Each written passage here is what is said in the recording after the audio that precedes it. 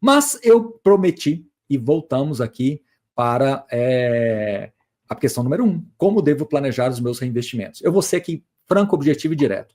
Eu já tentei fazer fórmulas, já tentei mostrar planilhas, já tentei explicar, e eu acho que quanto mais a gente tenta fazer cálculos, mais polêmica gera, porque aí a pessoa já começa a achar que o cálculo é assim, é assado, que não é assim, que não funciona assim, porque olha isso, olha aquele fundo, olha aquilo. Então eu vou tentar fazer uma abordagem diferente, vou trazer um prisma diferente aqui, quero convidá-los a refletir sobre isso e ver se faz sentido. As pessoas, inclusive, questionam se a inflação está certa, essa inflação que é divulgada, ela não existe, porque a minha inflação é diferente, a inflação aqui em casa não é assim, não é assado. Então eu vou tentar fazer de um jeito diferente. Vamos raciocinar.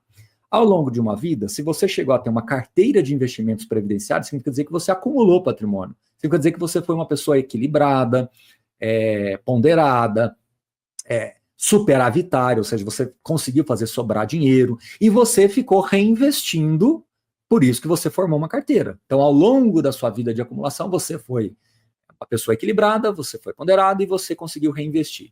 Acontece que as pessoas, por algum motivo, eu não sei qual, elas criam uma nova persona. A persona, agora quando aposentado, quando for fruir da renda, essa pessoa passa a ser completamente desequilibrada, ela perde completamente a referência do padrão de vida dela, ela quer gastar tudo e mais um pouco, ela não liga para mais nada, ela não se preocupa mais com a proteção do patrimônio, ela passa a ser uma pessoa muito mais, eu diria, displicente. E isso, pessoal, não existe. Então vocês criam uma persona que não existe. E aí o que acontece? Vocês acabam querendo colocar no produto toda uma característica que também não existe. Como se o produto fosse reloginho, crescendo pela inflação, tudo corrigidinho na vírgula, como se todos os contratos fossem sempre positivos, como se nunca houvesse vacância, como se aquele rendimento nunca pudesse cair, como se todos os fundos, o patrimonial corrigisse assim, milimetricamente, como se tudo fosse muito cartesiano, como se tudo fosse muito matricial. E não é assim que as coisas funcionam. As coisas não funcionam assim. Então, qual que é a minha sugestão para você? A partir do momento que você estiver formando a sua carteira e estiver se aproximando da fase de aposentadoria, de fruição, comece a ficar mais atento a detalhes do tipo, qual é o meu padrão de vida?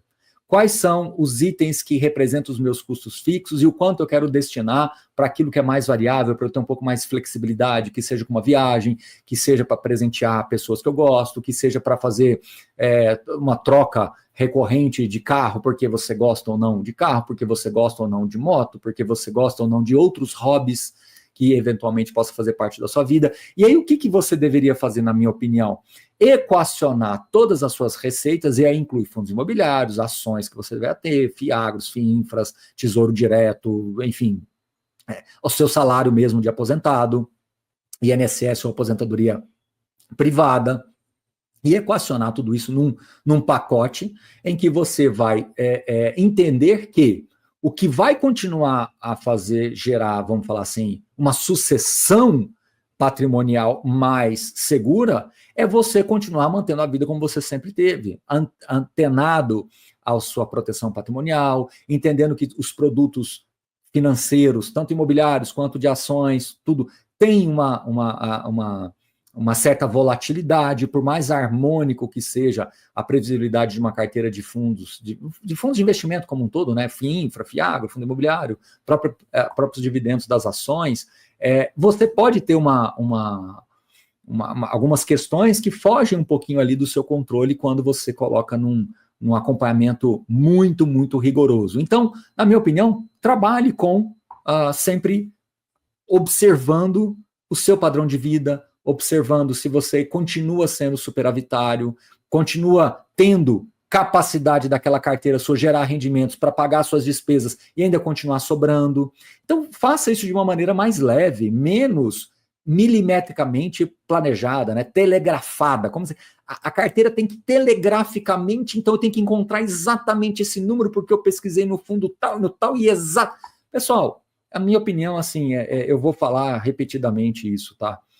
Investir é um estado de espírito e muitas das vezes as pessoas transformam investimento numa lamúria, numa busca incessante por algo perfeitamente milimétrico, tá? Ah, mas o Tesouro Direto faz ou não faz? Pessoal, independente disso, o Tesouro Direto faz ou não faz, você tem uma carteira que rentabiliza abaixo de uma outra carteira estruturada. A questão é que, por alguns motivos, as pessoas colocam a marcação de preços dos fundos imobiliários com muito mais peso do que a marcação de mercado que tem, por exemplo, em títulos de renda fixa.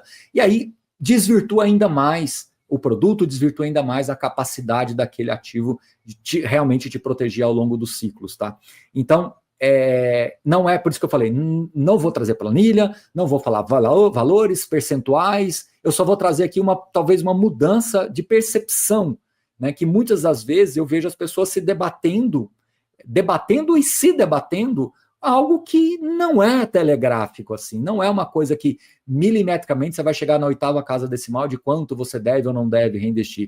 Eu já falei os percentuais algumas vezes, mas hoje propositalmente eu não vou falar. É para realmente provocar em você uma reflexão muito mais de comportamento, fazer uma reflexão íntima mesmo, no sentido de, poxa, se eu cheguei 20, 30 anos da minha vida acumulando patrimônio com todas as salvaguardas, com todos os cuidados, qual o motivo de uma hora para outra, depois de aposentado, eu me transformar numa pessoa displicente, descompromissada com o meu patrimônio, sem nenhum tipo de cuidado, nem sem nenhum tipo de disciplina, tá bom? Espero ter ajudado. Não é fácil esse tema, tá? Não é fácil esse tema, por isso que eu deixei aqui para o final. Sempre tem algumas vírgulas que as pessoas colocam para justificar uma ineficiência de um produto ou de um gestor. Né? Como se a ação de alguns grandes bancos aí tivessem corrigido pela inflação nos últimos 5 anos. Como se as ações de algumas companhias aí, pagadoras de dividendos, tivessem telegraficamente corrigido pela inflação nos últimos 4, 5 anos, entendeu? E aí é onde que você tem uma inversão lógica, na minha opinião, uma inversão lógica comportamental, uma inversão lógica do produto em si, e aí você desvirtua completamente e acaba tirando conclusões completamente enviesadas e deturpadas daquilo que deveria ser muito simples, tá bom?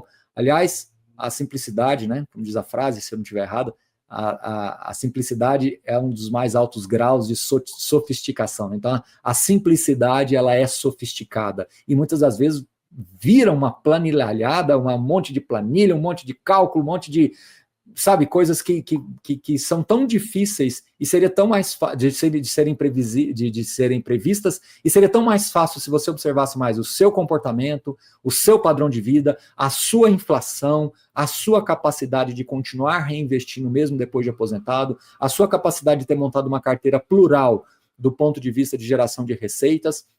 Isso, na minha visão, é algo que deveria ser muito mais observado, tá bom? Espero ter sido um bom bate-papo aqui com vocês. No mais, um grande abraço, até o próximo vídeo e continue compartilhando com os amigos, assinando o canal, quem não assinou ainda. Deixe o seu comentário, manda a sua pergunta aqui que a gente pode trazê-la depois numa outra versão do vídeo, tá bom? Um grande abraço, uma boa semana e valeu!